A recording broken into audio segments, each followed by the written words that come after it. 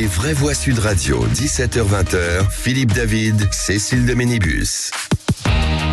Bonsoir, bienvenue, merci d'être avec nous dans les Vraies Voix avec Philippe David. Et forcément, avant de commencer cette émission, Philippe, on a beaucoup d'émotions puisque vous connaissez les Vraies Voix de l'emploi tous les mardis de 19h à 20h. Et on a appris la mort de notre ami Jérôme Laverny il y a quelques heures, une disparition subite. Et on voulait vous dire qu'on pensait à lui, à sa famille, et qu'on était extrêmement triste et que les Vraies Voix étaient là. Vous étiez là, Françoise, vous étiez là, Philippe. Et on n'imaginait jamais, il y a 48 heures, que c'était la dernière fois qu'on le voyait. Et on peut vous dire qu'on est très triste, mais qu'on va essayer de vous faire passer quand même un beau moment avec nous. Et Jérôme, t'étais un homme de radio et on t'embrasse. On voulait passer un petit message, bien sûr, à sa famille et réécouter des moments clés avec Jérôme Laverny. Écoutez. Bonsoir, tout d'abord Cécile, bonsoir Philippe. Ah oui, je vais la faire. Bonsoir. Jérôme Laverny. Enchanté. Les prédictions funestes et cataclysmiques de Rémi André ont déterminé la nature de cette émission, parce qu'il faut bien contrecarrer ces mêmes prédictions absolument outrageantes, surtout quand on accuse les gens de ne pas avoir de jardin, et précisément pour aller voir l'herbe, si elle est plus verte ailleurs qu'ici, eh bien parfois il est précieux de pouvoir envisager des mobilités qui peuvent être nationales, internationales, provisoires ou définitive. C'est un grand voyage que nous entreprenons aujourd'hui au pays de l'herbe beaucoup plus verte. Et Jérôme Laverny, donc, on l'a appris en fin de matinée, on était effondrés, qu'il nous a quittés subitement. Il était avec nous dans ce studio il y a moins de 48 heures, Françoise Deloire. Oui, voilà. C'est tellement gentil, Jérôme Laverny. J'ai jamais rarement vu quelqu'un d'aussi gentil. On est abasourdi. Et puis on se moquait. Moi, je le traitais de chantre du grand capitalisme. Il me répondait bonsoir Françoise. Et c'était très drôle, quelqu'un qu'on aimait énormément, d'immensément gentil. Voilà, vous savez, le genre de personne dans une équipe vous avez envie d'avoir, quoi. C'est-à-dire gentil, c'est jamais grave, toujours tendre. Voilà. Absolument, un homme que j'ai croisé ici d'une extrême délicatesse, une sensibilité rare, et vraiment un homme, quand j'ai appris sa mort ce matin, c'est banal de dire ça, mais de sa part, alors qu'on l'avait vu la veille plaisanter avec vous en espagnol, c'est effrayant de voir à quel point cet homme indispensable, irremplaçable est parti. Voilà. Sébastien Ménard. Moi, j'avais eu l'immense bonheur de le croiser dans mes anciennes fonctions politiques, puisqu'il a eu de belles responsabilités par le passé avant de mobiliser avec succès les micros Sud Radio, puisque je l'avais rencontré auprès de Jean-Christophe Lagarde, puisqu'il s'occupait en fait d'insertion professionnelle au sens large en Seine-Saint-Denis, et ayant occupé quelques fonctions administratives importantes en Seine-Saint-Denis par le passé, j'avais pu travailler avec lui, et c'était évidemment quelqu'un pour qui on avait énormément de respect intellectuellement, et quelqu'un avec qui j'avais pris plaisir de rediscuter ici grâce à vous, Philippe David, puisque c'est vous qui me l'aviez représenté il y a un peu plus d'un an. On s'était croisés dans ces locaux. En tout cas, cette émission lui sera forcément évidemment dédiée, et les prochaines, bien entendu. On embrasse bien sa famille. Absolument. Et dans le cadre de cette émission, le sommaire de cette émission, aux alentours de 17h30, le grand débat du jour, le Conseil de sécurité de l'ONU a exposé ses profondes divisions sur la guerre, rejetant 4 projets de résolution. Certains textes ont été bloqués par les États-Unis parce qu'ils ne mentionnaient pas le droit d'Israël à se défendre. Un autre présenté par les Américains a été bloqué par la Russie et la Chine, qui ne réclamaient pas clairement le cessez-le-feu. Et forcément, Philippe, ça crée des problèmes. Ça crée des problèmes, oui. Alors, est-ce que les États-Unis, qui utilisent systématiquement leur droit de veto pour protéger Israël, est-ce que ce droit de veto systématique pose problème ? Faut-il réformer la structure, le fonctionnement de l'ONU ? Proche-Orient, ça date depuis 1948, il n'y a jamais eu de solution via l'ONU, qui avait remplacé la SDN pour théoriquement faire qu'il n'y ait plus de conflit après le second conflit mondial. L'ONU est-elle dans une impasse ? Vous dites oui à 99%. Et puis on en parlera avec Pascal Boniface, directeur de l'Institut des Relations Internationales et Stratégiques. Et puis le coup de projecteur projecteurs des vraies voix. La Nouvelle-Zélande réclame des explications à la Fédération mondiale de rugby après la finale perdue 11-12 face aux Sud-Africains. Déjà l'élimination de la France de 28-29 face aux Springboks avait provoqué beaucoup de commentaires dans les quarts de finale. La Fédération a même officiellement reconnu depuis 5 erreurs d'arbitrage. Et on peut dire que ça a été en série pour les Springboks, que ce soit en quart contre les Bleus, en demi contre l'Angleterre et en finale contre les Blacks. Qu'est-ce que vous pensez? Est-ce que pour vous, les Boks ont été privilégiés, avantagés par l'arbitrage pendant cette Coupe du Monde? Est-ce que vous avez été déçus par le niveau de l'arbitrage à cette Coupe du Monde? Est-ce que pour vous, les Blacks auraient dû gagner? L'arbitrage restera-t-il le point faible de la Coupe du Monde 2023? Vous dites oui à 88%. Et on en parlera avec Laurent Cardona, ancien arbitre international et aujourd'hui consultant Sud Radio. On vous souhaite la bienvenue, c'est Les Vraies Voix jusqu'à 19h. Les Vraies Voix Sud Radio. Et pour en parler aujourd'hui, pour commenter cette actualité, Philippe Bilger est avec nous, président de l'Institut de la Parole. Bonsoir Philippe. Bonsoir Philippe. Bonsoir Philippe. Françoise Degois, vous l'avez entendu tout à l'heure, éditorialiste Sud Radio. Bonsoir Françoise. Bonsoir Françoise. Bonsoir Merci les amis. d'être avec nous. Sébastien Ménard, entrepreneur dans la food tech. Merci Sébastien, bonsoir. Bonsoir à vous. Merci d'être avec nous. 0826 300, c'est ce numéro. J'ai oublié un chiffre, 0826 300, c'est 2 fois. Ce répondeur sur lequel vous pouvez laisser des messages. Et c'est Pierre de Brest qui nous appelle. Bonjour, voilà, c'est Pierre de Brest. Moi, je voulais simplement poser la question suivante. Est-ce que le bombardement de publicité, est-ce que la publicité à tout va qu'on retrouve à tous les coins de rue pour des produits parfaitement futiles et toute la préoccupation autour d'une vision uniquement matérialiste de l'homme, est-ce que c'est pas ça qui contribue pour une très très large part à l'affaissement, à la crise dans laquelle nous sommes? Voilà, simplement je voulais poser cette question.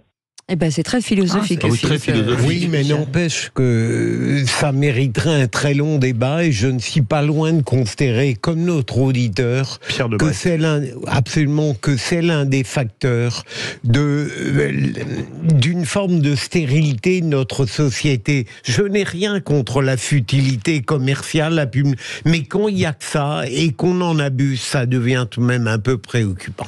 C'est un modèle qu'on a imposé, qui s'est imposé lui-même. Ça s'appelle le consumérisme, ça s'appelle d'une certaine manière le capitalisme.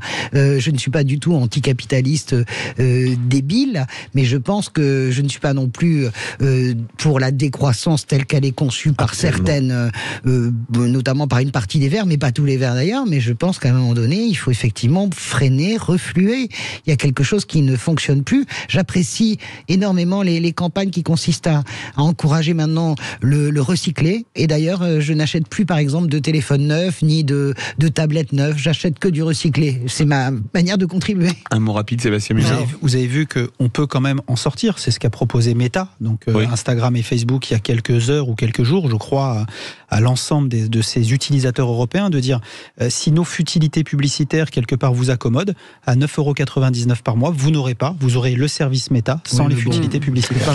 Allez, 0826 300 300, parce qu'on est très en retard, pardon Philippe Bilger. Philippe Duvaucluse est avec nous et c'est notre vraie voix du jour. Bonsoir Philippe. Bonsoir Philippe. Bonsoir toute l'équipe, je suis dans l'original, nos autres Philippe. Oui, c'est vrai, oui. Ça fait beaucoup. C'est un complot, là, je pense, à ce stade. Ça. Vous n'avez pas beaucoup d'imagination, Philippe. Allez, on vous écoute. Votre coup de gueule du jour. Alors, mon coup de gueule concerne l'augmentation du budget européen pour ses fonctionnaires. Donc, je ne sais pas si vous avez eu l'occasion de lire l'article du Figaro. Moi, je suis complètement stupéfait de voir. Alors j'explique, c'est une augmentation d'1,9 milliard, alors que le salaire moyen des fonctionnaires européens est de 6 500 €, c'est ça? Ah bah oui, si vous dites tout à ma place, moi ça y est, j'ai plus rien à dire.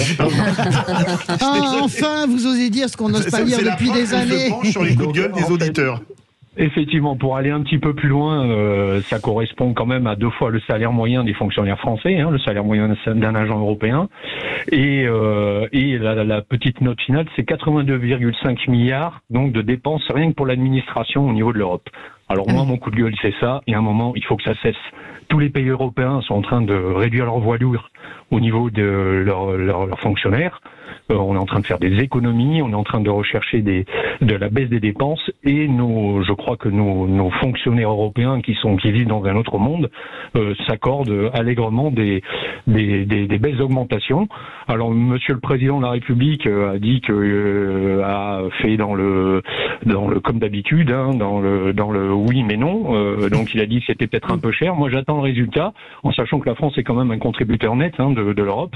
À un moment il faut imposer et dire non. Voilà, c'était mon coup de gueule. Merci beaucoup. En tout cas, on n'a malheureusement pas le temps de se commenter, et ça mériterait d'être commenté. Philippe Duvaucluse, vous restez avec nous, vous êtes notre vraie voix du jour.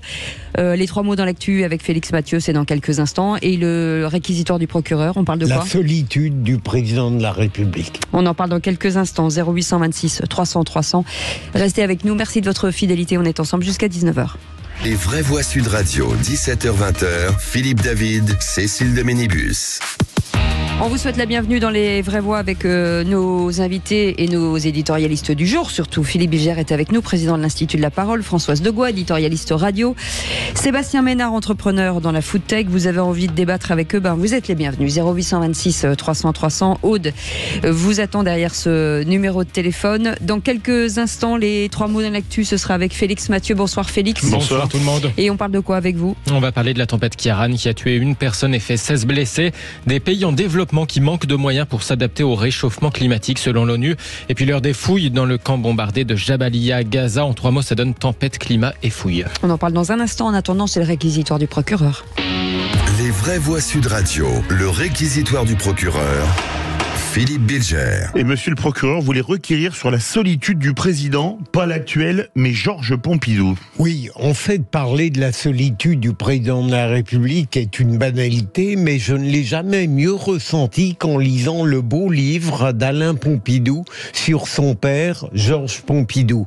J'ai été frappé de voir à quel point celui-ci vivait épouvantablement mal la solitude, le fait de ne plus rien pouvoir faire, de ne pas pouvoir sortir, de ne plus pouvoir aller au restaurant, de ne plus pouvoir voir des amis. C'est effrayant, et sans doute Françoise et Sébastien diront que c'est classique, mais je l'ai senti avec une intensité très forte de la part de cet homme qu'on imaginait et qui était si bon vivant dans la vie, avec par ailleurs un grand génie politique de mon point de vue. Françoise Degois. C'est bien qu'on réhabilite la figure de Georges Pompidou, qui est très attachant. Il habite pas très loin de chez moi. Il habitait effectivement, il essayait de s'en échapper pour aller à des expositions, parce que c'était grand amateur d'art.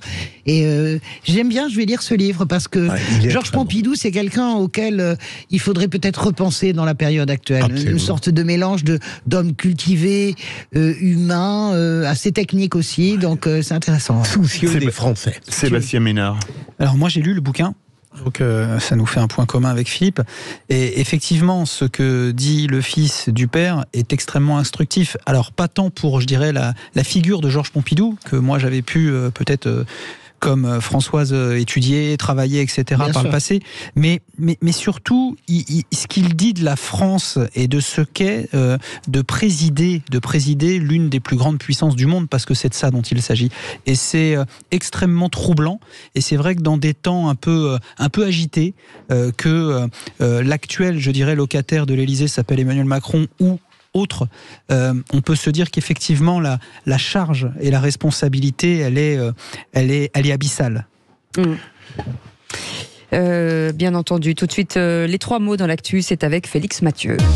Les vraies voix Sud Radio. Et 3 mots dans l'actu qui sont Félix, tempête, climat et fouille. La tempête Ciarán a fait un mort et 16 blessés en France. 980 000 foyers restaient privés d'électricité aujourd'hui. Le Finistère a battu des records absolus de vent jusqu'à 193 km/h. Le signe d'alarme de l'ONU, les pays en développement auraient besoin de 18 fois plus d'aide pour s'adapter au réchauffement climatique. Or, au contraire, ces financements ont baissé de 15% sur un an. Et puis des fouilles dans les décombres du plus grand camp de réfugiés de Gaza pour espérer retrouver des survivants. Les Nations Unies dénoncent un possible crime de guerre suite aux frappes aériennes sur Jabalia. Les vraies voix Sud Radio. Ça a été très agité, on n'a pas beaucoup dormi, c'était très très très bruyant et violent, parce que le toit est en partie en partie tombé de la maison. On a perdu aussi un bout de notre cheminée. On va pas sortir aujourd'hui. On va être prudente parce que c'est vrai que les vagues sont très impressionnantes. Une nuit compliquée pour Alice sur l'île d'Ouessant, au large du Finistère, dans le Grand Matin Sud Radio. Plusieurs records de vent battus dans le Finistère, 193 km/h à Plougonvelin ou encore 155 km/h à Brest. Un chauffeur routier âgé d'une cinquantaine d'années est mort dans l'Aisne, tué par un arbre tombé sur sa cabine. 15 personnes blessées, dont 7 sapeurs-pompiers. Les lignes de TER resteront perturbées jusqu'à demain en Bretagne et en Normandie. Prudence aussi sur les routes, avertit le ministre des Transports, Clément Beaune. Nous sommes encore au moment où la tempête Kiran souffle sur certaines régions, notamment sur le nord de la France. Et je voulais passer 2 messages. D'abord, un message de vigilance à garder encore dans les prochaines heures, notamment dans nos transports et notamment sur nos routes. On sait qu'avec le vent, avec les intempéries, il y a encore des risques. Les départements ne sont plus en vigilance rouge, mais les départements en vigilance orange sont encore confrontés, notamment au nord de la France, à une situation difficile. Et donc, il faut vraiment essayer de limiter les déplacements à ce qui est strictement nécessaire et éviter un déplacement superflu qu'on pourrait reporter. 980 000 foyers restaient privés d'électricité cet après-midi. Concernant les toitures arrachées ou bien les arbres déracinés, parfois tombés sur des voitures, eh bien beaucoup vont se tourner vers leur assurance en espérant avoir souscrit l'option tempête. Un éventuel classement en catastrophe naturelle faciliterait l'indemnisation par les assureurs. Et ça va se décider ce soir, indique le ministre de la Transition écologique, Christophe Béchu. Ce qui est certain, c'est que la puissance de ces rafales de vent permettrait cette reconnaissance de catastrophe naturelle sur une partie du territoire, à n'en pas douter. Christophe Béchu, au micro de Stéphanie Demuru sur Sud Radio. Les ministres concernés se réunissent donc ce soir, notamment pour décider de cet éventuel classement catastrophe naturelle. Un mot très court, Françoise Degois. Un mot pour rendre hommage à un bateau qui s'appelle l'Abeille Bourbon, qui est le merveilleux remorqueur sauveteur qui est dans le rail d'Ouessant et qui est sorti cette nuit dans le Bouillon. Vous vous rendez compte que au phare d'Ouessant, les vents ont été notés à 217 km/h et l'Abeille Bourbon est sorti avec ses 12 hommes d'équipage. Bravo à eux. Quel courage les sauveteurs en mer, vraiment, je voulais vraiment le redire, ils sont exceptionnels. En fait. Et vous avez bien raison de le signaler. Et on passe au deuxième mot, mais on reste avec Christophe Béchu. Il a aussi évoqué la crise climatique dans le Grand Matin Sud Radio. Des tempêtes comme Kiaran ne sont pas causées en tant que telles par le réchauffement climatique, explique le ministre de la Transition écologique, mais ce dérèglement aggrave l'intensité et les conséquences de ce genre de phénomène, nous explique Christophe Béchu. Il y a toujours eu des tempêtes, simplement le dérèglement climatique, il accentue potentiellement l'intensité et les conséquences, avec un niveau des océans qui va monter au fur et à mesure du temps, sous l'effet en particulier de la fonte des glaces. Les risques de submersion marine ou d'inondation sont plus importants, avec des décalages de température qui nous amènent à avoir des canicules en septembre, et donc une température de l'eau potentiellement très chaude qui peut favoriser la création de phénomènes météorologiques compliqués. Le dérèglement, le réchauffement climatique accentue les intensités des épisodes que nous connaissons. Et justement, à propos du climat, les Nations Unies s'alarment aujourd'hui. Les financements accordés aux pays en développement pour s'adapter au réchauffement climatique ont reculé de 15% sur un an selon ce rapport onusien. Moins 15% alors qu'il faudrait au contraire des moyens 18 fois supérieurs à ce qu'ils sont actuellement. En dépit des signes évidents d'une accélération des risques climatiques et de leur impact à travers le monde, le déficit de financement pour s'adapter se creuse désormais. Ce déficit se situe entre 194 et 366 milliards d'euros par an, déplore ce rapport du programme des Nations Unies pour le développement. Troisième mot, c'est fouilles dans le plus grand camp de réfugiés de Gaza. Des fouilles dans les décombres des bâtiments détruits à Jabalia en espérant trouver d'éventuels survivants. Le Haut Commissariat aux droits de l'homme de l'ONU parle de possibles crimes de guerre. Le secrétaire général des Nations Unies, Antonio Guterres, se dit atterré par ces frappes hier et avant-hier sur ce camp où vivent 116 000 personnes. Pendant ce temps, après une première ouverture hier, une centaine d'étrangers et de binationaux devraient encore pouvoir quitter Gaza via le point de passage de Rafah aujourd'hui. L'armée israélienne, de son côté, parle désormais de combats féroces avec le Hamas dans les ruines de Gazaville.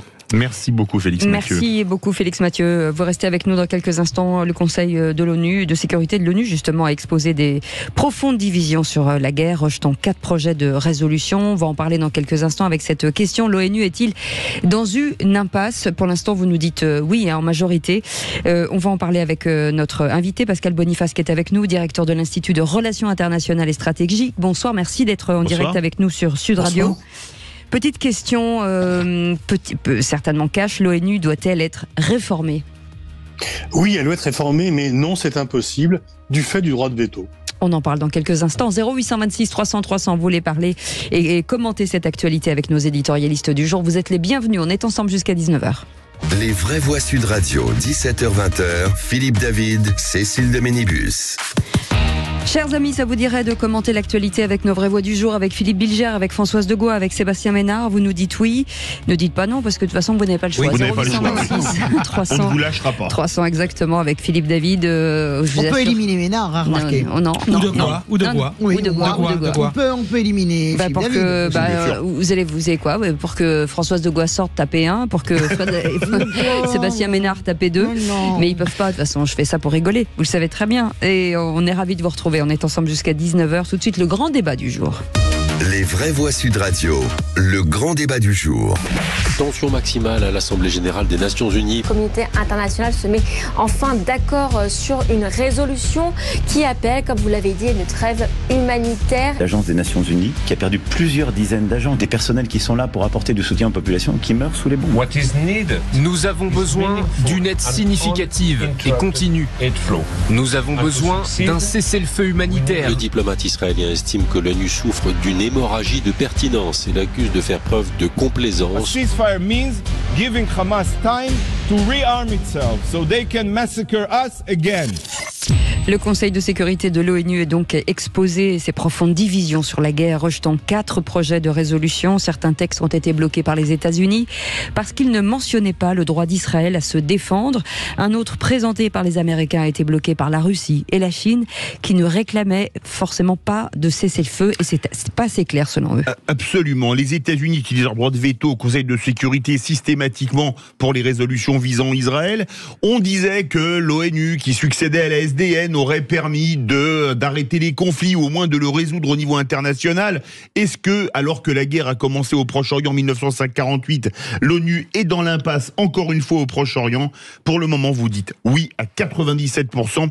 Vous voulez réagir? Le 0826 300 300, c'est Aude qui prendra vos appels. Et pour en parler, Pascal Boniface est avec nous, directeur de l'Institut de Relations Internationales et Stratégiques, bien sûr. Bonsoir, merci d'être avec nous sur Sud Radio. Juste avant de revenir vers vous, Pascal Boniface, un tour de table avec Philippe Bilger, peut-être. Très rapidement, Cécile, Philippe, moi je me demande si l'ONU n'est pas comme, par exemple, la Belle Espérance européenne, l'une de ces organisations qui, au moment de sa création, suscite les espoirs les plus évidents et que la politisation inévitable détruit. Je termine là et peut-être aurai-je le temps de poser une question tout à l'heure à notre ami. Vous aurez largement le temps. Françoise Degois. Moi, écoutez, j'ai beaucoup travaillé aux Nations Unies. Quand vous rentrez dans la grande salle des Nations Unies, vous comprenez à quoi sert l'ONU. C'est-à-dire que je veux bien qu'on tape inlassablement sur l'ONU. Et d'ailleurs, les vrais spécialistes ne tapent pas à bras raccourcis comme ça, d'une seule traite et de façon homogène. Et d'ailleurs, Pascal Boniface le démontrera tout à l'heure. La question qu'il faut se poser, c'est que serait le monde aussi sans l'ONU? Parce que si l'ONU, évidemment, est coincée sur la question du Proche-Orient, et ce n'est pas simplement la faute des Israéliens ou des Russes, et je pense que, bien sûr, c'est la responsabilité du droit de veto et de ce Conseil de sécurité qui, à mon avis, devrait s'élargir, parce que le monde a changé. Il faudrait qu'il y ait un grand représentant de l'Amérique latine, un grand représentant de l'Afrique. Ce serait juste. L'Inde. Ce serait juste et noble. Mais bon, nous n'avons pas... Je pense aussi qu'il faut voir aussi ce que l'ONU accomplit aussi au quotidien. L'ONU, c'est pas simplement cette grande assemblée générale et ce Conseil de sécurité, c'est le UNHCR, c'est exceptionnel, c'est la FAO sur les questions d'alimentation, c'est l'organisation des réfugiés. Donc l'ONU, ça n'est pas... Non, l'UNICEF, ça n'est pas qu'un espèce... C'est l'UNESCO aussi, donc ça n'est pas qu'un espèce de grand machin comme ça qui servira à rien. Je n'ai pas envie d'avoir un jugement binaire. Moi, je me demande que serait le monde s'il n'y avait pas l'ONU. Je pense que ça fonctionnerait encore plus mal. Sébastien Ménard. Je vais aller dans le sens de Françoise Degois. C'est quand on voit la complexité de notre monde et puis cette espèce de multipolarité.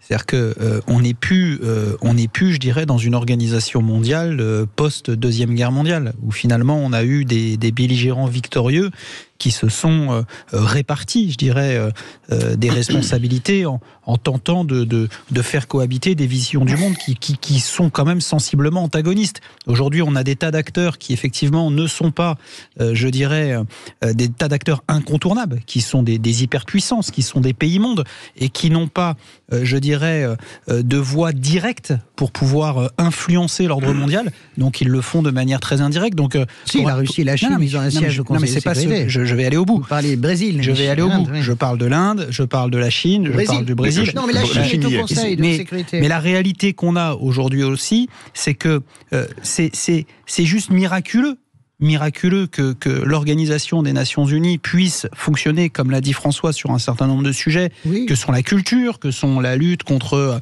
un certain nombre mais les réfugiés, regardez toutes les prévisions de UNHCR, s'il n'y a pas l'ONU, vous allez voir comment ça va tourner. Mais est-ce que l'ONU est capable de tout régler ? J'en suis pas certain. Mais non, bien sûr. Pascal Boniface, vous êtes dans notre compagnie, directeur de l'Institut des Relations Internationales et Stratégiques. Pour faire la synthèse des vraies voix, qu'est-ce que vous voudriez leur répondre ? Non, je suis tout à fait en phase à ce qui a été dit. On peut reprocher tout à l'ONU, je trouve que c'est le meilleur système, le pire des systèmes, à l'exclusion de tous les autres. Comme la démocratie, quoi. Pour Churchill. Sans l'ONU ? Non, certainement pas.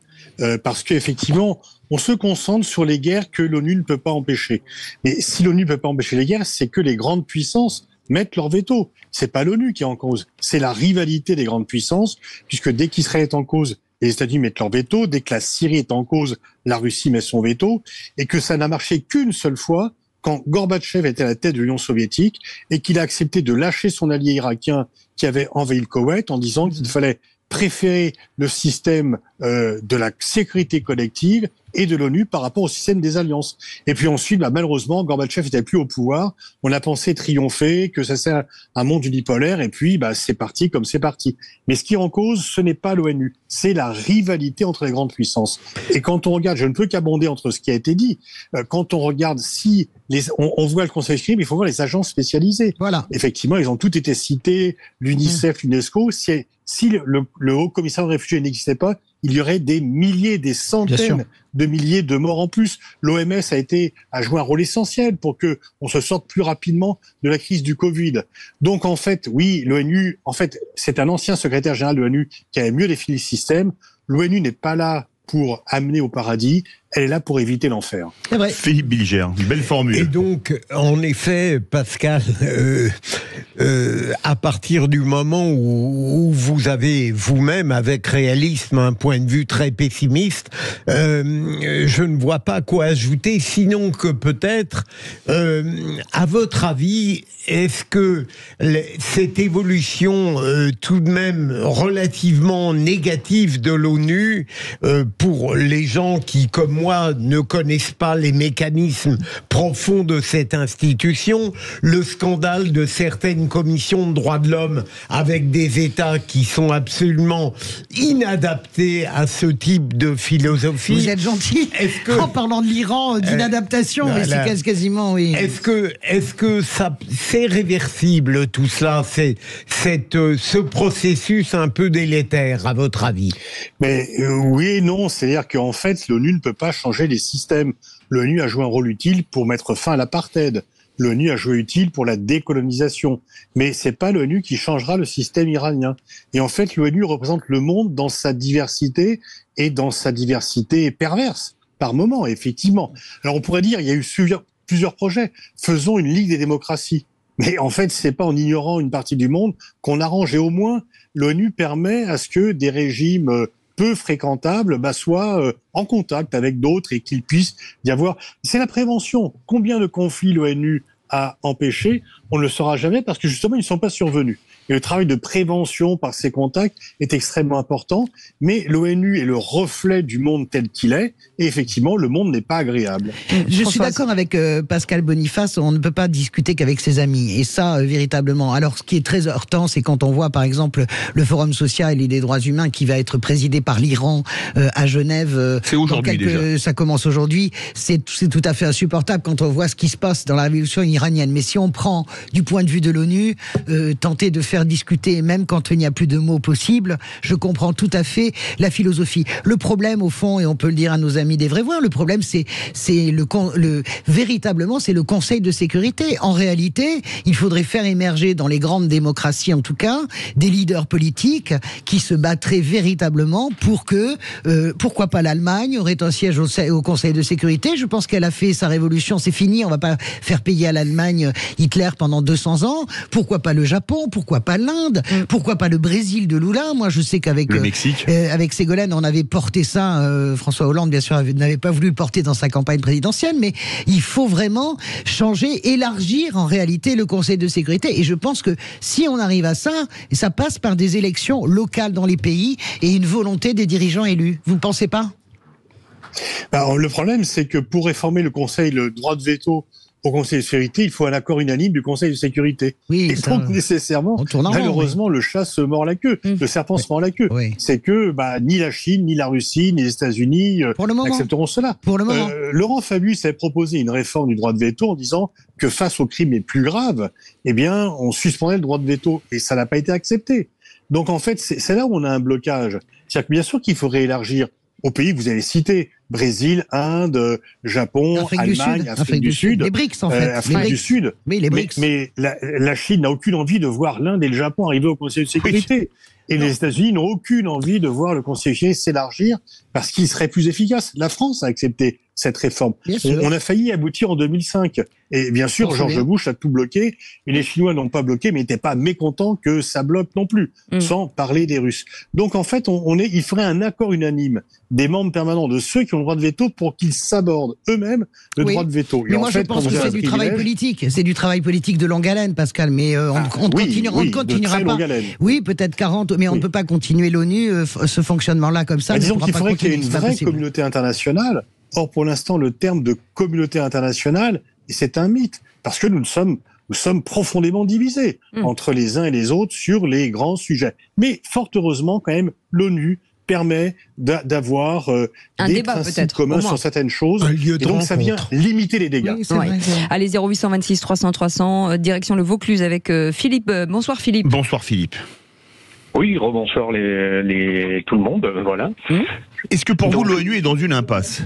Alors en fait, je suis assez d'accord avec tout ce qui a été dit, hormis j'ai plutôt une bipolarité par rapport à l'ONU, c'est que effectivement au niveau de toutes les branches, OMS, UNICEF, j'ai eu la chance de travailler avec eux sur le terrain, donc j'ai rencontré des gens compétents, investis, vraiment motivés, et des gens merveilleux. Là, l'ONU est absolument extraordinaire et elle a rempli son rôle. En revanche, en ce qui concerne, je pense, malheureusement, les affaires étrangères, on va dire les tensions mondiales, je pense qu'elle n'est pas utile, elle faillit dans cette mission, d'autant plus que sa crédibilité est quand même largement remise en cause, et Françoise en a parlé, Philippe en a parlé, quand on voit aujourd'hui l'Iran à la présidence d'un forum social des droits de l'homme, je veux dire, ça entache tout. Donc, vous voyez, j'ai cette espèce de bipolarité par rapport à l'ONU, je suis dubitatif. Voilà. C'est intéressant ce point de vue, Sébastien Ménard. C'est ce que pensent beaucoup de gens. Ouais. Oui. Mais la question, ce que disait Pascal Boniface tout à l'heure, c'est effectivement, il faudrait que celles et ceux qui sont dépositaires de l'organisation actuelle du Conseil de sécurité se sabordent pour permettre d'ouvrir le jeu et de le faire progresser. Bon, on a la réponse, ça ne se produira jamais. Gorbatchev a fait une fois, et s'il a transgressé une fois, mais il a fait une fois parce qu'il était tenu par l'argent que lui prêtaient les Occidentaux. Écoutez, moi je vois pas la Russie, je vois pas la Russie et la Chine, et je vois pas non plus les États-Unis. Pour le moment, mais la France, ça peut faire des propositions sur des partages de conseils, de sièges de conseils. Moi, je suis pas du tout comme vous. Moi, comme Pascal Boniface, je suis et je suis pas d'accord avec l'idée que cette espèce d'idée qui est que ça n'arrivera jamais. De toute façon, ça sera autre chose à faire. Ça sera obligé. Non, moi je crois pas. C'est quand même la moins pire des solutions, l'ONU. Qu'est-ce que vous voulez faire d'autre ? Je sais pas, Pascal Boniface, il peut peut-être nous aider. Mais il est onusien. On n'aime pas lâcher ses prébendes. Il est comme moi, Pascal Boniface. Ni de convaincre. Je pense que là où je peux rejoindre Françoise de Gois dans une sorte d'optimisme à long terme, c'est sur la pression des opinions publiques, sur le fait que les gens veulent des solutions. Mais très franchement, quand on voit l'opinion publique aux États-Unis aujourd'hui, on n'est pas très confiant.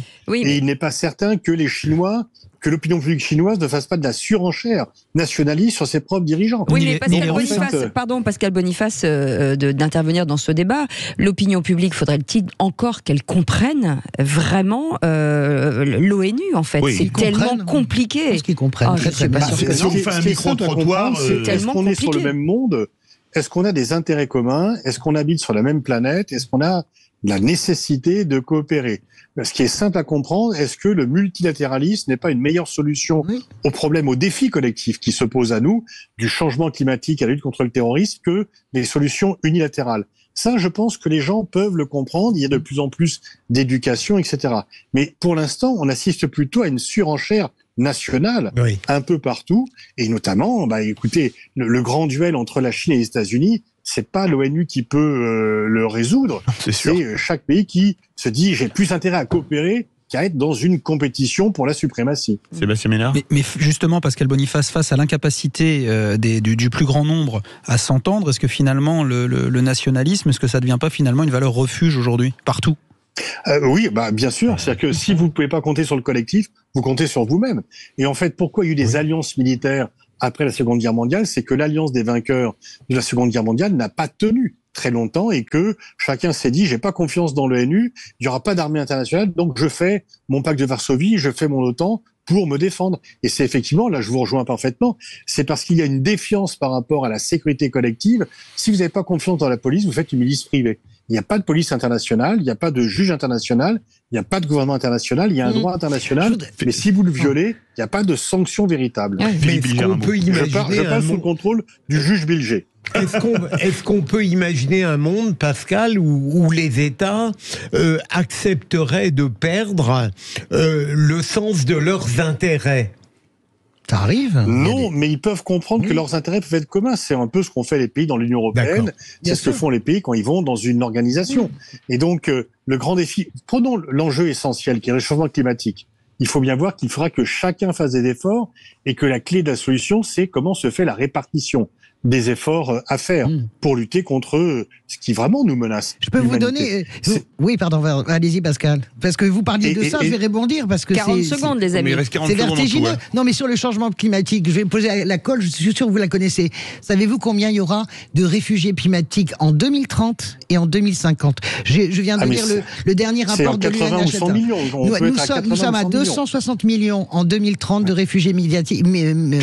Et 1,2 milliard en 2050 de réfugiés climatiques. Donc, vous pensez bien que toutes les questions... Moi, je suis absolument persuadé que l'ONU produit des textes. L'ONU a lancé sa grande ligne des sécurités humaines. Alors, on peut en rigoler, mais je pense que ces textes, ils imprègnent, non, Pascal Boniface ? Ils imprègnent. On n'a plus le temps, Françoise Legois. Ah bon ? Non, on vous l'a dit, on vous a dit 20 secondes. Hein. Ouais, c'est dommage, pardonnez-moi. Laissez-lui répondre. Oui, il y a des petits progrès, malheureusement trop lents, mais sur le climat, on a quand même fait quelque chose. On ne peut pas dire qu'on n'a rien fait. Est-ce que c'est assez ? Non. Mais on a fait quelque chose. En fait, De Gaulle nous a marqué. Oui. Le machin. Oui, mais c'était de la bêtise pure, en fait. Merci beaucoup, Pascal Boniface, directeur de l'Institut des Relations Internationales et Stratégiques. Avec une question que l'on vous posait finalement, est-ce que finalement, vous allez me le dire, Philippe ? Est-ce que l'ONU est dans une impasse ? Vous dites oui à 96%. Dans quelques instants, on va se détendre un petit peu. Ouais. C'est l'organisation des nuls unis. Dans un instant. Le qui c'est qui l'a dit ? C'est une autre forme d'organisation, mais elle est utile dans ces temps qui courent. Restez avec nous, 0826 300 300. Philippe est notre vraie voix du jour pour jouer contre vous, les amis. Bienvenue dans le Conseil de sécurité des vraies voix. Qui a le droit de veto ? Vous et moi, Philippe. Nous avons Xi Bilger. Conseil d'insécurité. Je ne sais pas qui est la Russie, la Chine et les États-Unis. On a Xi Bilger qui est là. Ça voit très très bien. On a Philippe Poutine qui est là. Moi, je suis Barack Ménard. Oui, toi, t'es Barack Ménard. Moi, je suis... Cécile, c'est la France. C'est la France. On va l'appeler Emmanuel Dominibus. Moi, je suis so British. Ok, je suis la Grande-Bretagne. Ah oui, ça me va très bien. Eh ben, on n'est pas prêt de répondre à des questions. Allez, tout de suite, le quiz de l'actu, les amis. Les vraies voix Sud Radio, le quiz de l'actu. Et il y a un drapeau blanc qui s'appelle Philippe du Vaucluse qui est avec nous. C'est le feu. C'est le feu. Philippe, vous allez, donc vous le savez, c'est vous qui répondez en premier aux questions. Si vous n'avez pas la bonne réponse, c'est le Conseil sécurité de l'organisation nulle. Je peux lui demander qu'est-ce qu'il fait comme métier pour avoir bossé avec l'ONU ? C'est ça qui m'intéressait. Vous n'avez peut-être pas envie de répondre, Philippe. Pardon, Philippe. Vous avez un droit de veto. Vous n'êtes pas obligé de répondre, Philippe.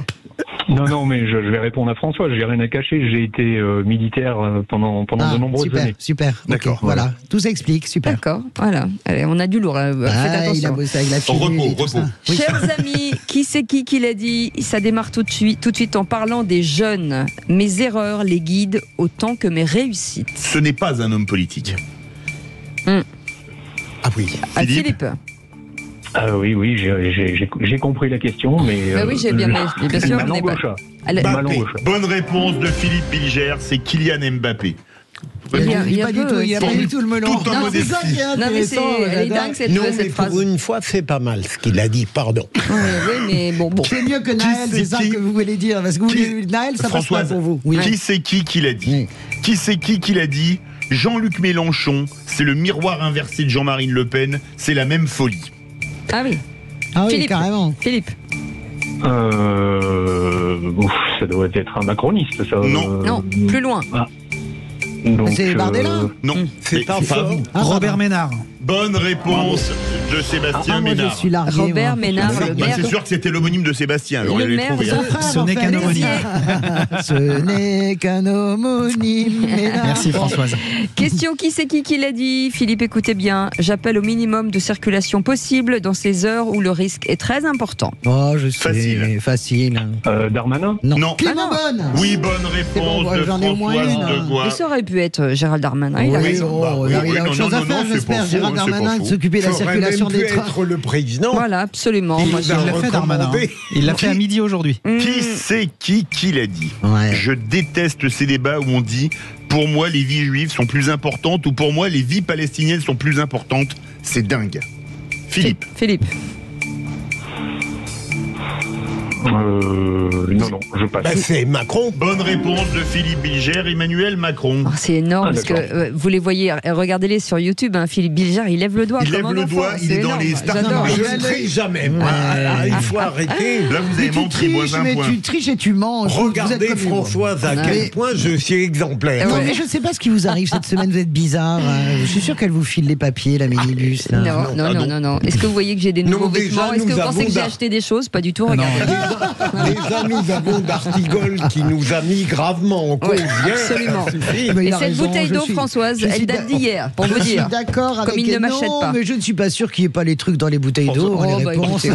J'ai rien mis. Allez, qui c'est qui l'a dit? On dans l'affaire des fuites. Philippe, qui c'est qui? Ça dépend quelle fuite et quel endroit. L'écologie trop punitive, la vraie punition, c'est si on ne fait rien. Je sais. Philippe. C'était ce matin sur Sud Radio. Christophe Béchu, allez, dire. Non. Moins de. Ah non, pas moins de. Christophe Béchu, allez, vous allez donner. Attendez, excusez-moi. Philippe, vous avez dit quoi? Non, je sais pas. J'ai pas écouté ce matin. Voilà. Vous n'avez pas écouté Sud Radio ce matin? On est obligé de changer d'auditeur. C'est la punition. Tu me mets le point. Non, ça suffit, bande de rats. Allez. Dernière question. Qui c'est qui l'a dit? Qui l'on se dit? Mélenchon apparaît comme une personnalité plus effrayante que Le Pen. Ah, je sais. Philippe. Langue au chat? Je sais. Ouais. Jouvet. Bonne réponse. Dans le Figaro ce matin. Pierre Jouvet, secrétaire général donc du Parti vous n'avez socialiste. qu'un point. François, c'est Philippe Bilger qui a gagné. C'est Philippe Bilger, bravo. Il faut que je me remette à Philippe, cher Philippe. Loyauté. Mais absolument. Oui, mais tu vois, je l'avais, je vous ai laissé le dire en premier. Vous êtes adorable, François. Excusez-moi, Philippe Bilger, j'ai juste envie de vous dire quelque chose. Vous avez été génial. Ah, merci. Voilà. Oh là, les chances. Je peux savoir qu'est-ce qu'il y a entre Philippe Bilger et vous. Je voudrais le savoir depuis maintenant 1 an et demi. On se demande tous dans cette radio, qu'est-ce qu'il y a entre vous deux, en fait? Une idylle, madame. Une idylle. Lisez voici la semaine prochaine. Vous serez nus sur une plage à Dieppe, c'est ça? Avec Cécile? Avec les galets, ça fait mal au dos. Mais pourquoi est-ce qu'il faut aller à Dieppe? Non mais regardez, voici, il y a personne avec Cassel, c'est moi. Philippe, merci, vous restez avec nous, vous êtes notre vraie voix du jour. Dans 10 minutes, le tour de table de l'actu avec Philippe, c'est quoi? Il faut attendre pour exprimer une opinion. Avec vous, Françoise Degois. Les arracheurs d'affiches des otages israéliens. Et Sébastien Ménard. Avis de tempête sur nos sociétés et démocratie. On revient dans un instant, petite pause. Merci de votre fidélité, à tout de suite. Les vraies voix Sud Radio, 17h-20h, Philippe David, Cécile de Ménibus. On vous souhaite la bienvenue et pour nous accompagner aujourd'hui pour commenter cette actualité, Philippe Bilger est avec nous. Ça va Philippe ? Ça va, ma chère Cécile. Et Françoise Degois est avec nous. Françoise Degois. Ça va les amis, je suis très content d'être avec vous, avec tout le monde. Bon, voilà. Ouais, voilà. Ça, avec vous, y compris Philippe. Oh, ça veut vraiment tout dire. J'arrive même pas à être sérieuse quand je dis du mal de vous, je vous adore. En fait, c'est horrible. Ah bah Et c'est pas Sébastien- réciproque. Ah bah, je sais, Ménard. mais c'est un amour impossible. Bah oui. Depuis des Vous êtes trop à droite pour moi. Ah là, le jour où je me dis que Philippe David et Françoise Degois, il se passe un truc, là je... Non, mais vous savez qu'on est à l'abri de rien. Non, mais vous je savez sais. que Je nous sais, sommes je dans sais. un monde, dans un moment. Je sais. Moi, je ne savais pas votre liaison avec Bilger, par exemple. Le prince de Clé. Non, ce qui est faux, c'est que ma liaison avec Philippe Bilger, elle arrive après sa liaison avec Philippe David. C'est ça qui est compliqué. C'est ça que j'ai pas compris. Mais non, bah, moi, Je trouve qu'il y a une manière un peu indécente de tout mettre sur le tapis. Mais écoutez, comme disait- c'est pas nous qui l'appelons mon pulpeux à l'antenne, non, Ah mais oui. quand même, mon Ouais. pulpeux, mon doux, mon joufflu. Comme disait mon grand-père, parce que qui c'est aime vrai, bien, je l'appelle qui aime parfois bien, mon qui aime replay. bien châtie bien, Françoise. Qui aime bien châtie bien. Mais ça, je l'ai jamais entendu, mon replay, mais. Mon replay, c'est un peu plus négatif. En tout Le cas, replay, c'est le ralenti, quoi, en fait. on est ravis de vous retrouver. Vous nous appelez 0826 300 300 dans cette joyeuseté. Tout de suite, le top clic de Félix Mathieu. Non. Les vraies voix Sud Radio, replay. c'est le top clic.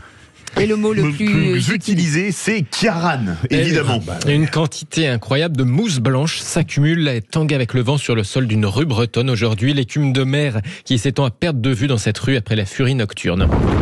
J'adore. L'écume de mer comme de la neige en hiver, tweet l'auteur de ces images Isa Rating de France 3. De son côté, la sécurité civile partage des photos de toitures arrachées, de véhicules écrasés par des chutes d'arbres. Et ce commentaire de la sécurité civile, le directeur général de la sécurité civile apporte son soutien aux 7 sapeurs-pompiers blessés. Il leur souhaite un prompt rétablissement. Il remercie aussi tous les acteurs mobilisés depuis hier au service des populations. Un classique aussi sur les réseaux sociaux en ce lendemain de tempête, les images de reporters télé dans le vent et les embruns. Cette grande tempête monte en puissance. Voilà, ça c'est une rafale dont je vous parlais tout à l'heure. Il y a encore quelques minutes, il y avait 2 personnes qui se promenaient le long de la plage. Évidemment, c'est la chose à ne pas faire.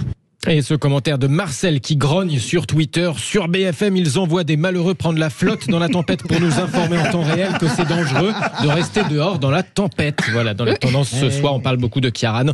On trouve aussi les mots Bretagne et Finistère, Oui, évidemment. c'est vrai que c'est pas complètement faux. C'est pas complètement faux. Et moi, je vais pousser un coup de gueule sur une information dont j'ai pensé, quand je l'ai apprise, que c'était une fake news, comme on dit en bon français, et qui pourtant n'en est pas une. On en a parlé il y a quelques instants brièvement. Aujourd'hui et demain se tient à Genève le forum social du Conseil des droits de l'homme de l'ONU. Jusque-là, rien à dire, sauf que il est présidé par la République islamique d'Iran.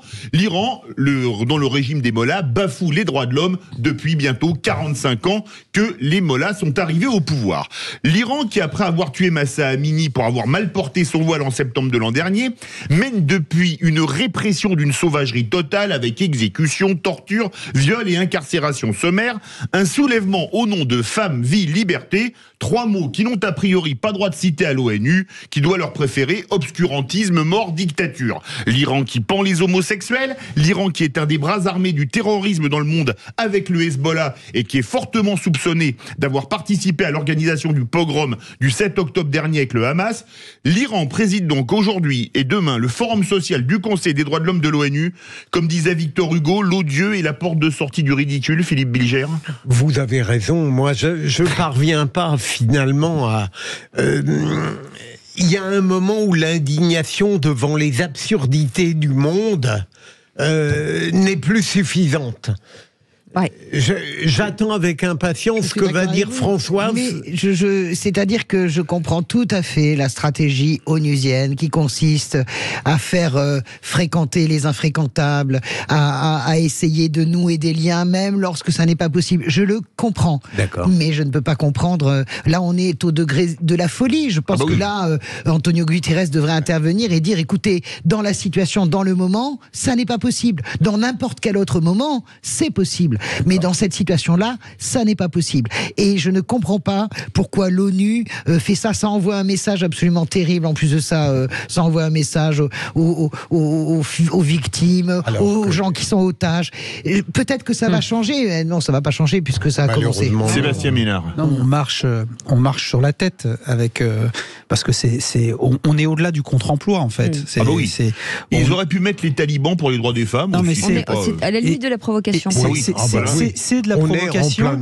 Et ce qui est le plus gênant, en fait, c'est la manière, parce qu'évidemment, rien n'est jamais gratuit quand on prend une position, je dirais, étatique qui a une portée internationale. Est-ce que ça vient pas finalement légitimer toutes ces exactions et toutes les barbaries de ces régimes dictatoriaux? Non, mais je dis pas que c'est l'ONU qui le fait.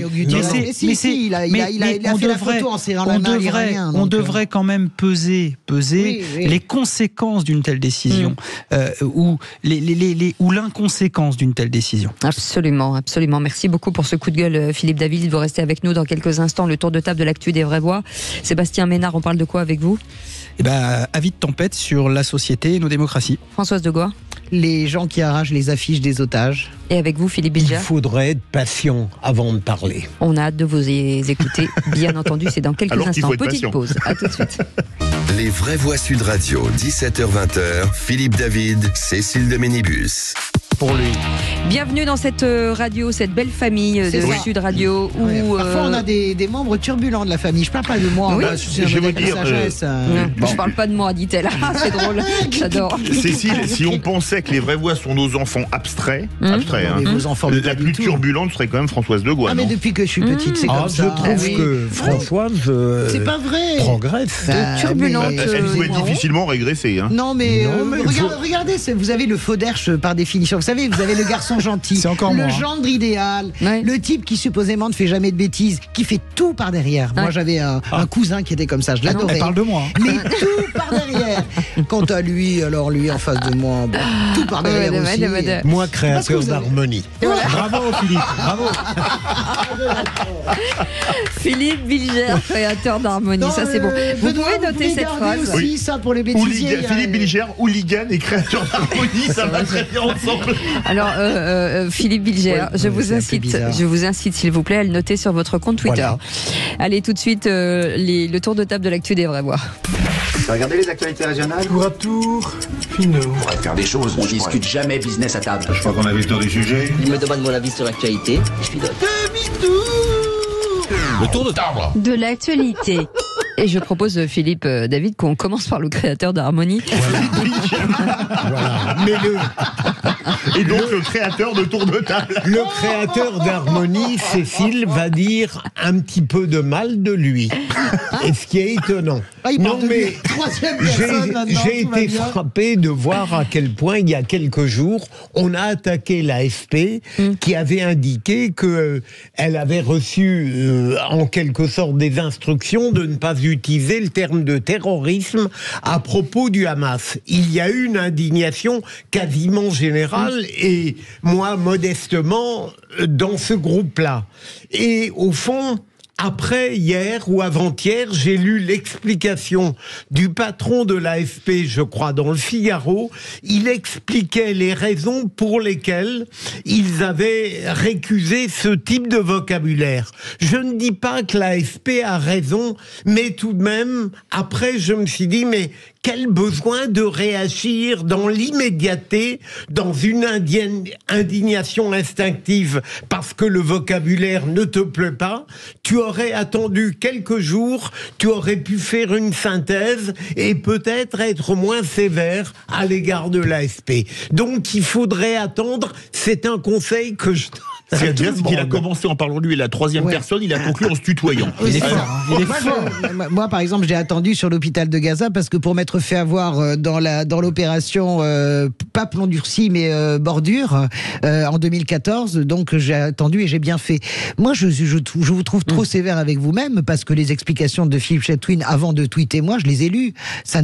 C'est totalement rocambolesque. Vous trouvez? Mais bien sûr, parce que tout le monde s'est amusé à aller rechercher l'ensemble des dépêches AFP où Philippe Chatwin, directeur britannique, bien sûr, de l'agence France Presse, où Philippe Chatwin autorise l'utilisation de terroristes. Il y a un nombre incalculable de dépêches où il est noté terroriste. Donc, ces explications alambiquées, elles sont encore plus fauderches et encore plus tordues sur le plan, mais je vous le dis, sur le plan intellectuel et journalistique. La réalité, c'est que l'AFP est présente dans 150 pays, qu'elle ne veut pas perdre de clients et qu'il y a dans ces pays des clients qui n'acceptent pas qu'on désigne le Hamas comme groupe terroriste. C'est purement commercial, c'est aussi une sorte de syndrome, comment dirais-je, britannique sur la diversité culturelle, sur l'ouverture, etc.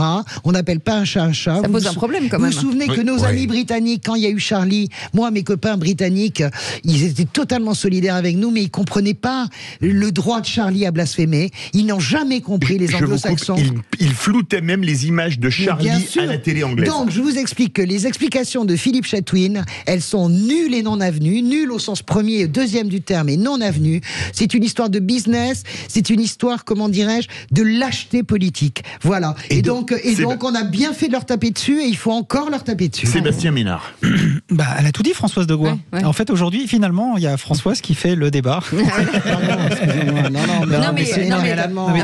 ce que vous dites, ça pose un problème quand même. Oui, c'est un vrai problème. Parce que cette agence alimente toutes les rédactions du monde.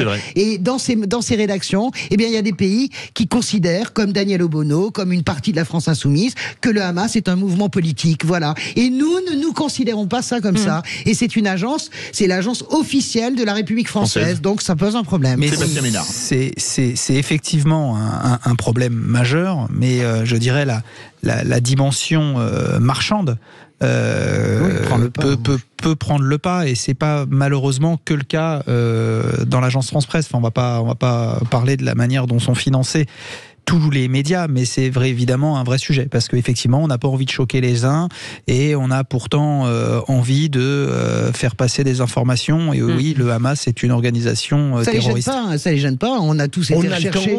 On a tous été recherchés. Moi je file de mon temps, de mon François, je m'en fous.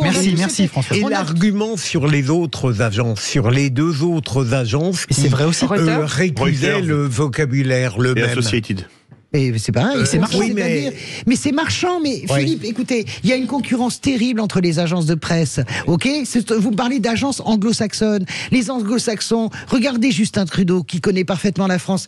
Il a été très dur au moment de Charlie ou après sur le principe de laïcité française, tant et si bien que même Emmanuel Macron a adressé une lettre pour expliquer. Vous comprenez que le monde entier ne fonctionne pas comme nous. Mais je considère moi que nous avons le droit et le devoir de dire que le Hamas est une organisation terroriste, et je ne suis pas d'accord avec ces pudibonderies, ces pudeurs de gazelle, comme dirait Jean-Luc Mélenchon, quand vous reprenez les dépêches. On a ressorti, on s'est amusé, c'est horrible pour l'AFP, on s'est amusé à ressortir les terroristes de Boko Haram, alors qu'on savait même pas si c'était eux qui avaient attaqué le village du Tchad, les terroristes Houthis du Yémen, etc. Donc, en réalité... Il ne disait pas qu'il refusait le terme de terroriste pour tout le monde. Mais il le négocie. Il le négocie. Philippe, vraiment, franchement, Philippe, vous êtes trop intelligent pour pas comprendre quel est le biais. Mais moi, j'aime croire. C'est un biais marchand. Arrêtez. C'est le biais. Il y a un biais politique déjà à la base. Et marchand. Et il va y avoir un problème qui va se poser dans la couverture de je vais mettre les pieds dans le plat. Je vais le dire. Tant pis, ça va être mon tour de table. Je passe mon tour. Et il va y avoir un problème quand vous avez le journaliste qui couvre le Proche-Orient, dont l'épouse, dans un grand journal du soir, dont l'épouse est une activiste palestinienne, mais à un niveau que vous imaginez même pas. Vous savez, qui insulte la police. Mais c'est pas que ça. Le 7 octobre, elle tweetait les photos des terroristes en parapente passant en disant ils volent vers la liberté. Donc attention, il y a quand même un sujet. Personne ne bouge, personne ne dit rien, tout va bien. Vraiment, c'est insupportable. Ah oui, on m'en a parlé. Absolument. Allez, Sébastien Ménard, rapidement. L'actu climat. Je vais essayer d'étendre l'atmosphère. Avis de tempête sur la société, sur la démocratie. Moi, je suis halluciné, parce qu'en fait, quand je reprends à ce que disait le président Chirac, qui avait dit il y a une vingtaine d'années maintenant, enfin un peu moins d'une vingtaine d'années, qui avait dit « la maison brûle et on regarde ailleurs ». Et moi, j'ai le sentiment que la maison brûle, vraiment, crame totalement, et on continue à se massacrer, quoi. Voilà. Et c'est vrai que dans le contexte, je l'ai dit il y a quelques temps, c'est quand on voit la manière dont on est en train de détruire notre écosystème, je ne sais même pas finalement où les bipèdes humains que nous sommes, finalement, nous réussirons à nous massacrer, à nous entretuer, sans nécessairement apprendre de nos erreurs. Elles sont nombreuses pour pouvoir cohabiter tous ensemble. Voilà, on voit bien que moi j'étais sur la route cette nuit, j'ai vu que le climat se détériore, que nos conditions de vie ici en Occident, dans un paradis terrestre quand même, où on vit dans un écosystème aseptisé, civilisé, en paix, on le voit se dégrader. Voilà. Donc moi aussi j'ai une pensée, comme le disait Françoise tout à l'heure, sur ces centaines de millions de marcheurs, pour reprendre une expression macroniste, mouvement auquel j'appartiens. C'est que vont devenir tous ces gens finalement? Voilà. Les réfugiés climatiques. Exactement. Mais ils vont venir vers l'Europe, et vous allez même avoir des Italiens qui seront réfugiés climatiques vers le nord. Bien sûr, parce que le sud de l'Italie crame. Bien sûr. Vous parlez de quel climat, Sébastien? Mais c'est au sens propre comme au sens figuré. C'était le sens de ma sortie du jour, c'est de me dire que finalement, oui, le monde crame au sens propre comme au sens figuré. Et là, pour le coup, on ne regarde pas ailleurs. On continue à s'entretuer. Voilà, c'était mon coup de gueule du soir. Oui, c'est vrai que c'est compliqué. Vous savez, quand on va avoir le problème qui va se poser de l'alimentation et des réfugiés climatiques, tout le reste, est-ce qu'on est keynésien ou pas en économie, le montant de la dette, ça sera vraiment dérisoire. Nous sommes en train de marcher dans un temps où nous allons être dans un sujet de survie pour l'espèce humaine. Et ça, personne... Vous avez encore des élus du Front National qui disent « oui, ils exagèrent ». Je veux dire, je ne mets pas particulièrement en cause le Front National. Il faut bien comprendre que quand on va avoir 260 millions de réfugiés climatiques, qu'on va avoir 9 milliards de personnes à nourrir, nous aurons des problèmes fondamentaux de survie, vraiment. Et dans un instant avec vous, François, on reviendra sur ces affiches d'otages israéliens qui ont été arrachés des murs. On en parle dans quelques instants. 0826 300 300, c'est ce numéro. Si vous voulez bien entendu assister et débattre dans le cadre de cette émission. À tout de suite. Les vraies voix Sud Radio, 17h-20h, Philippe David, Cécile de Ménibus. On vous souhaite la bienvenue, on est ravis de vous retrouver tous les jours de 17h à 19h sont les vraies voix. Philippe Bilger ce soir est avec nous, Françoise Degois et Sébastien Ménard bien entendu. Et le tour de table de l'actu des vraies voix, Françoise, vous voulez revenir vous sur dans le cadre des attaques du Hamas 7 octobre dernier, des affiches d'otages israéliens qui ont été arrachées des murs. Oui, c'est très éprouvant ce qui se passe parce que ces affiches sont arrachées partout dans le monde et ce qui me frappe moi, c'est qu'elles sont essentiellement arrachées autour des campus et des campus des grandes universités américaines. C'est-à-dire que c'est pas n'importe quoi. C'est à côté du campus d'Harvard, c'est sur le campus de Columbia. Donc il y a beaucoup maintenant de chaînes privées comme ça. Je pensais à Visegrad 24 qui diffuse des informations sur Twitter, qui interviewe ces jeunes gens. Et il y a un jeune homme roux, bien blanc, qui dit mais pourquoi vous faites ça? Et il regarde pas, il dit parce qu'ils sont coupables. Mais vous êtes en train d'arracher des photos d'enfants israéliens otages. Je m'en fous, ils sont coupables. Comme leurs parents, ils sont coupables. Comme leurs grands-parents, ils sont coupables. Et comme leurs enfants, ils seront coupables. Ils sont tous coupables. Mais ils sont coupables de quoi? Ils doivent tous être éliminés. Ils sont coupables de profiter de la souffrance des Palestiniens. C'est glaçant. Enfin, excusez-moi, un Américain qui dit ça, ils sont pas coupables de profiter de la souffrance des Indiens. Excusez-moi, Philippe, je vous dis pas, j'ai pas besoin de ce genre de choses. Mais les Américains sont pas les mieux pour des leçons dans ce domaine. Non, mais c'est pas le problème. Le problème n'est pas là. On s'en fout. Et puis c'est pas ça le sujet. Le sujet, c'est de voir, par exemple, que l'association des élèves de Columbia a alerté l'université parce que maintenant les étudiants juifs se font prendre à partie. Non seulement on arrache les affiches des otages israéliens et l'université ne fait rien par peur de représailles, parce qu'il faut garder cette espèce de multiculturalisme, etc. C'est très grave. Moi, vraiment, ça me touche. Je voudrais avoir l'avis de mes deux camarades parce que ça touche la jeunesse. C'est ça qui me... Philippe Bilger, jeunesse cultivée quand même, étudiante. J'ai entendu ce matin le compte rendu de quelqu'un qui est allé durant 4 jours en Israël, là, Nathan Dever, et il explique que les Israéliens sont très mobilisés, ils ne sont pas désespérés à la suite de la barbarie du 7, mais qu'ils sont très inquiets sur la manière dont on veut réduire l'État d'Israël à presque rien, et notamment que, exprès dans le vocabulaire, on parle des colons, même pour des territoires qu'on a toujours considérés légitimes pour Israël. Vous vous rendez compte qu'il y a des gens de LFI qui vous expliquent que Netanyahou, c'est les colons. C'est-à-dire, c'est soit de l'inculture, soit vraiment de la propagande. Netanyahou, c'est une ville israélienne depuis toujours. C'est de l'amalgame crasse. Voilà.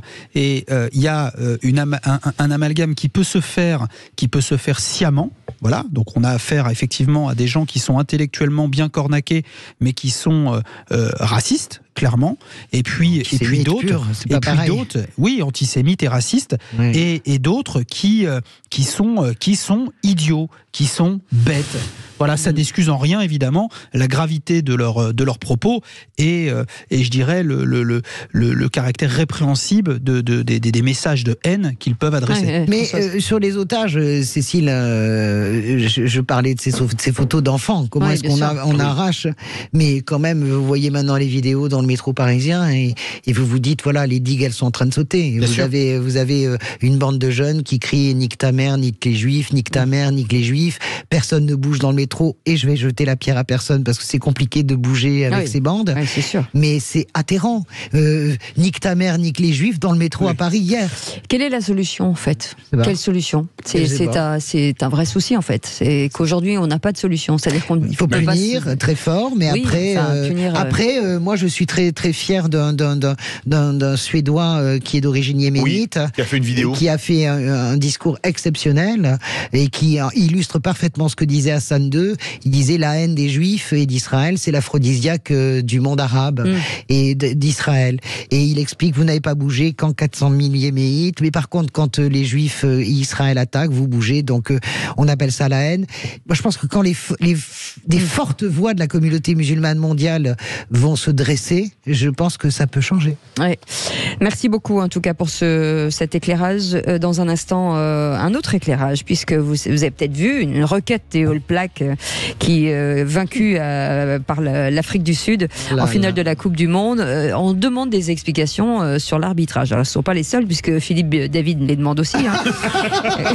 Mais c'est peut-être lui qui est derrière tout ça. Il a été le premier. Oui, moi c'était dès le quart de finale. Tu veux pas être dans la délégation, j'imagine. Laurent Cardona est avec nous, ancien arbitre international et consultant Sud Radio. Bonsoir. Merci d'être avec nous. Bonsoir. Petite question avant la pause. Cette Coupe du Monde a-t-elle été gâchée par l'arbitrage? Non. Parce que je ne pense pas que ce soit une Coupe du Monde gâchée. Elle est gâchée uniquement parce que l'équipe de France n'est pas arrivée dans l'objectif, mais pas gâchée par l'arbitrage, non. Voilà, on verra si on est d'accord avec vous. On en parle dans quelques instants. Tout de suite, si on fait une petite pause. Cette semaine, Vraie Voix Sud Radio, 17h-20h, Philippe David, Cécile de Ménibus.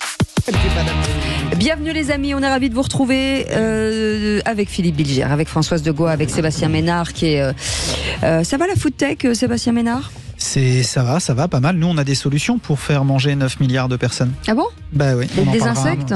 Non, pas nécessairement. Il y a plein de belles choses qui se font depuis la France et qui se vendent un peu partout dans le monde. Parce que nous, on n'aime pas trop les insectes. Hein, je vous le dis. Non, je vous le dis, moi j'en ai goûté. On a déjà Françoise Degois. Elle est pas mal. Elle est pas très gentille, mais elle est pas mal. Oui. Allez, bienvenue à tous. Espèce de gros cafard. Elle parlait de Philippe David. Non, je parlais de Sébastien Ménard. Philippe David, c'est la carapace dans Kafka. Là. Il est kafkaïen, Philippe David. Non, c'est Philippe Bilger qui est kafkaïen. Oh non, je suis trop net. Bienvenue dans ce monde de punaises de lit, de cafards et voilà, c'est très bien. Et heureusement qu'il y a une libellule, le nom de Cécile de Ménibus. Bien entendu. Allez, tout de suite le coup de projecteur des vraies voix. Les vraies voix Sud Radio, le coup de projecteur des vraies voix. Et donc la Nouvelle-Zélande réclame des explications à la Fédération mondiale de rugby. Ne sautez pas de joie, Philippe David, après la finale perdue de 11-12 face aux Sud-Africains. Déjà l'élimination de la France 28-29 face aux Springboks, qui forcément avait provoqué beaucoup de commentaires après les quarts de finale. La Fédération a même officiellement reconnu depuis 5 erreurs d'arbitrage. Et vous, qu'est-ce que vous en pensez? Les Springboks ont-ils été privilégiés durant cette Coupe du Monde, puisque les Français ont râlé, les Anglais en demi-finale ont râlé, et maintenant ce sont les Néo-Zélandais, les All Blacks qui râlent. Est-ce que pour vous, les All Blacks, allez, sont mauvais perdants? Ils nous avaient reproché d'avoir été mauvais perdants, tiens, en 2011, quand on avait perdu d'1 point contre en finale avec l'arbitrage de Craig Joubert. Est-ce que pour vous, l'arbitrage restera le point faible de la Coupe du Monde 2023? Pour le moment, vous dites oui à 90% sur Twitter. On posera la question à Laurent Cardona, ancien arbitre international et consultant Sud Radio. Bonsoir Laurent, merci d'être avec nous en direct. Philippe Bilger, l'arbitrage, voilà, on en parle beaucoup. Malgré le fait que parfois ce cher Philippe David pouvait nous épuiser avec un discours monomaniaque, il avait, en gros, s'est rendu compte qu'après il avait raison. Et je serais curieux d'avoir l'avis de notre arbitre, notre ancien arbitre. Je suis frappé par plusieurs choses. D'abord, c'est la première fois, me semble-t-il, qu'on identifie de manière aussi claire des graves erreurs d'arbitrage dans des matchs emblématiques. Deuxième élément, en général, lorsqu'une Coupe du Monde est faite à la maison, il ne s'agit pas de déloyauté. En quelque sorte, on donne un petit plus à l'équipe qui invite. Et là, l'équipe de France a été clairement, au contraire, lésée, notamment contre les Springboks. Donc, la question que je pose, et je suis trop long, ma chère Cécile. Non, pas du tout. C'est, est-ce que véritablement, il n'y a pas eu derrière l'apparence des choses un peu sulfureuses? Douteuses. Alors moi, j'attendrai l'avis de Laurent, parce que je vais dire une chose. Mouillez-vous, François. Je pense que le rugby, c'est ce qui caractérise le rugby, c'est l'arbitrage et l'interprétation de l'arbitrage. Voilà, c'est quand même ça qui fait la différence avec le football. Donc, ce sont des règles très complexe, et à chaque arbitre correspond une interprétation. Moi, j'ai quand même eu le sentiment qu'on n'était pas bien traité. J'ai quand même eu le sentiment que Edzebet, à un moment donné, il doit être carton rouge, ou en tout cas qu'ils doivent jouer à 14 contre 14 en finale. J'ai ce sentiment-là. Mais je pense que tout est question d'interprétation, et plus largement, quoi qu'il advienne, avec ou sans l'arbitre, on doit gagner. L'équipe de France, elle n'a pas perdu à cause d'un mauvais arbitre. Elle a perdu parce qu'elle a été moins bonne dans des secteurs de jeu, ces secteurs de jeu habituels, et de toute façon moins bonne dans les secteurs de jeu. Je comprends pas comment Jalibert renvoie ou Ramos renvoie aux 22 mètres, il dévisse des coups de pied. C'est quelque chose, il y a quelque chose qui ne s'est pas passé avec l'équipe de France. Et arbitre ou pas, de toute façon, avec ou contre l'arbitre, quand on est grand, on gagne. Ouais, vous êtes le maillon faible, Françoise. Oui. Je le dis tout de suite. Vous avez dit du mal de Ramos. Elle est très pondérée, Françoise. Pour une fois, Philippe. Non, moi, ce que je voudrais dire, c'est qu'en fait, cette controverse fondée ou infondée sur l'arbitrage a empêché notre ami Philippe David de regarder la finale de la Coupe du Monde. Moi, j'ai vérifié. Non, mais j'ai vérifié, parce qu'en fait, ce que vous devriez dire, Philippe David, c'est que je vous ai appelé pour m'assurer. Je me suis dit, bon, il est quand même devant sa télé, il a quand même regardé. Mais imaginez, c'est-à-dire Philippe David qui décide de boycotter pour une contestation de l'arbitrage. Alors qu'il est une finale de Coupe du Monde, c'est comme... J'avais fait la même chose en 95. C'est comme si Françoise de Goire refusait de relire Karl Marx. C'est comme si Cécile de Midibus refusait de monter dans le baquet d'une Formule 1. Enfin, vous voyez, c'est comme moi avec McDonald's. C'est plutôt comme si un jour je votais Emmanuel Macron. Tu vois. Laurent Cardona. Allez, Laurent. Pour faire le juge de paix des vraies voix. Allez, Laurent. Il va falloir vous départager. Ouais, Laurent, dénué de toute mauvaise foi, on vous écoute. Non, pour rebondir sur tout ce que vous avez dit, donc déjà sur le sondage Twitter, forcément, on pose aux Français la question de savoir si l'arbitrage a défavorisé l'équipe de France. 90% vont dire.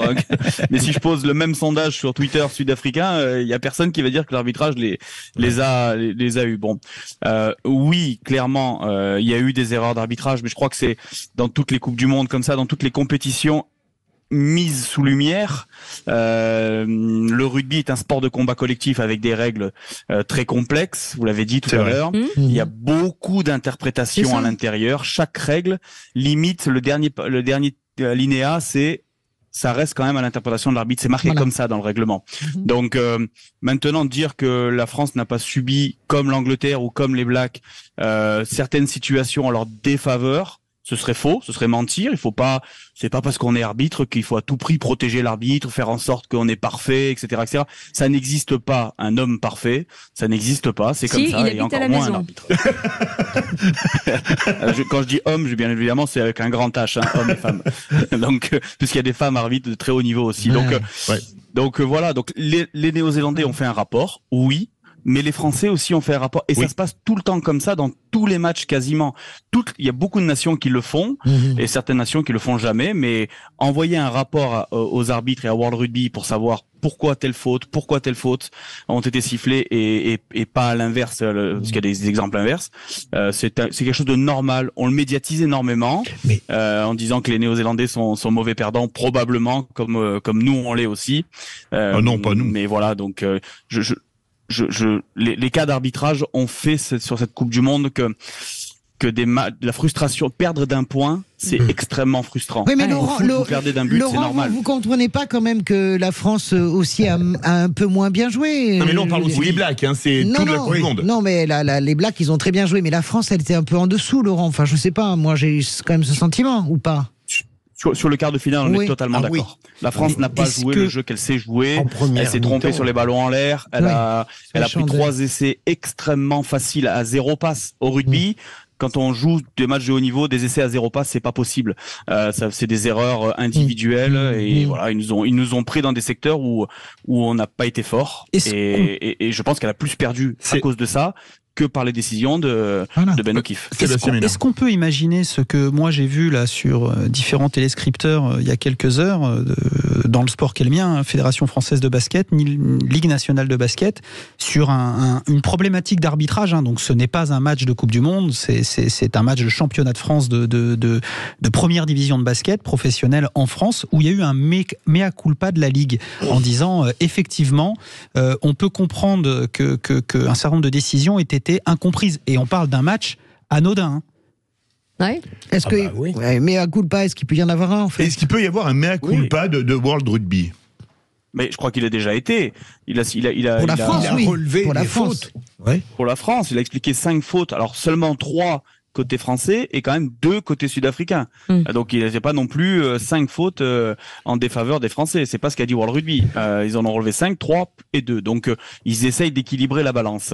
Mais un mea culpa, je pense pas qu'ils disent l'arbitrage a fait perdre telle équipe. Il y a tellement de paramètres dans notre sport qui peut faire perdre ou gagner une équipe que simplement se focaliser sur l'arbitrage, ce serait totalement cacher, prendre un arbre, mettre la forêt derrière et dire hop, c'est ce monsieur-là qui nous a fait perdre et dire qu'on a été parfait. Non, on peut être frustré et je le comprends. J'étais le premier frustré devant ma télé. Pourtant, j'ai arbitré à haut niveau très très longtemps et j'étais le premier frustré. Je suis français, c'est normal. Allez, on va essayer d'aller chercher la voix de la raison. Philippe au 0826 300 300. C'est Laurent. Pour le moment, c'est Laurent la voix de la raison. Philippe, une réaction sur cet arbitrage. Oui, alors je vais réagir tout simplement. Je suis pas un expert du rugby, encore moins de l'arbitre. C'est de l'arbitrage, pardon. C'est un homme, il a droit aux erreurs. Moi, ce que je sais, c'est que cette Coupe du Monde m'a fait rêver. J'ai été derrière mon équipe de France que j'ai trouvée belle. Alors peut-être qu'elle n'était pas au niveau en quart de finale, je sais pas, mais j'étais derrière elle. Elle m'a vraiment fait rêver. Et je pense que rien que pour ça, on peut pas dire que la Coupe du Monde a été gâchée. C'est une magnifique réussite. Après, quand on perd à un point, c'est sûr, on râle toujours, on va aller toujours chercher quelque chose. Moi, je regarde le spectacle. On n'a pas eu de vitrine cassée dans les rues. On avait un public formidable. Il a raison, contrairement à un autre sport qu'on connaît tous. Le curling. Voilà. C'est positif. C'est super ce qu'il dit, Philippe. C'est vrai. Oui. Merci de le dire parce qu'on ressent ça en fait. Laurent, puis-je vous poser une double question rapide? Est-ce que on explique j'explique souvent la différence entre le monde un peu brutal, vulgaire du foot et la qualité de l'univers du rugby par le fait que lors des matchs de rugby, on se touche physiquement, on s'empoigne et qu'après, on n'a plus envie de se battre. Première question, qu'est-ce que vous en pensez? Deuxième, est-ce que si vous aviez été arbitre lors de certains matchs là, de la Coupe du Monde, est-ce qu'à votre avis, au-delà des divergences d'interprétation, il y a des fautes incontestables d'arbitrage que vous avez relevées? 30 secondes. Allez, très rapide. Alors, sur la première question, oui, on passe tellement de temps à combattre sur un terrain qu'on n'a plus du tout envie derrière de soit discuter avec l'arbitre, soit créer des polémiques inutiles. Et la deuxième question, oui, il y a des fautes assez importantes qui ont pu faire basculer certains matchs et qui m'ont fait sauter de mon canapé, effectivement. On n'a pas le temps. Au moins une. Allez. Laurent, un match? Un match Pays de Galles, Fidji, je pensais au même. d'entrer dans les phases qualificatives. Alors là, je pensais exactement au même. Merci beaucoup en tout cas pour cet éclairage. Quelle Laurent sagesse, Laurent. Cardona, ancien arbitre international et consultant Sud Radio. Bien. Ouais, c'est trop rapide cette émission. On devrait faire 6 heures. Non mais Laurent, là, c'était très, très passionnant. Il est super, excellent consultant de Sud Radio. Merci les amis, merci Philippe Bilger.